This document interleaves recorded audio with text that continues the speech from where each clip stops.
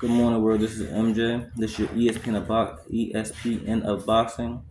Hit the subscribe button, like and comment. This is your segment called "Who Has the Belts at 140." So, and I'm gonna do it from my least favorite to favorite. So, and coming in at 4, you have Liam Paro from Australia. He has the IBF. He just beat the boogeyman, quote unquote, the boogeyman Matias in the majority decision. He's a boxer with movement. And basically, the way he beat Matias, he never let him get set. Of course, he hit him with one, but at the same time, you hit me with that one, I'm out the door. I'm moving left, right, laterally, whatever I gotta do.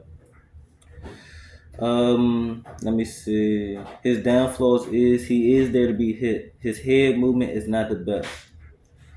So for number 3, you have Devin Haney is the champion in recess.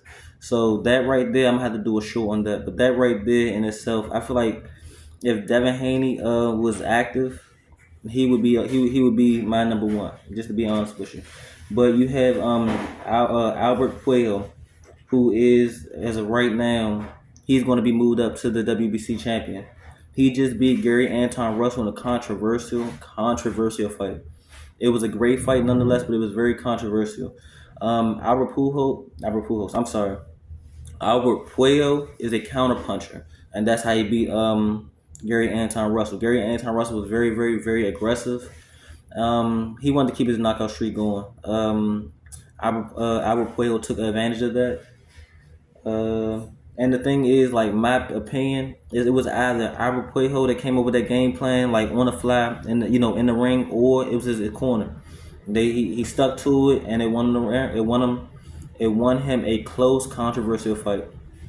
My number 2 is Tio. He has a WBO and the ring. He just beat Claggett. Last weekend. He was unified at 135. He beat Loma. He lost all his belts to Cambosis. And when he moved up to 140, he had a few fights, but his biggest fight was Josh Taylor, and that's where he got the WBO and the Ring Magazine belt off of. Now my number 1, and this is a big argument. Leave your comments in the comment section. Let me know what y'all think. My number 1 is Isaac Pitbull Cruz. And number 1, the reason I say that is because that fight with him and Tank, I watched that do film study on that fight. That was a great fight.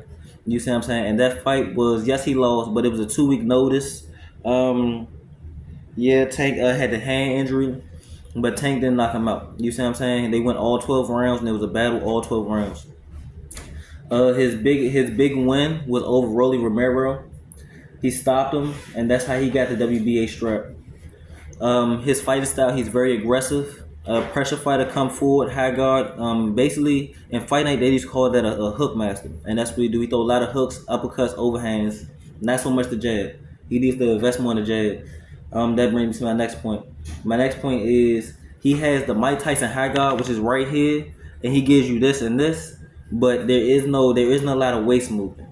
And I want him to improve on that. The waist movement, being more slick, if that makes sense. Because at the end of the day, that brings me to our next point. He becomes predictable through the 12 rounds.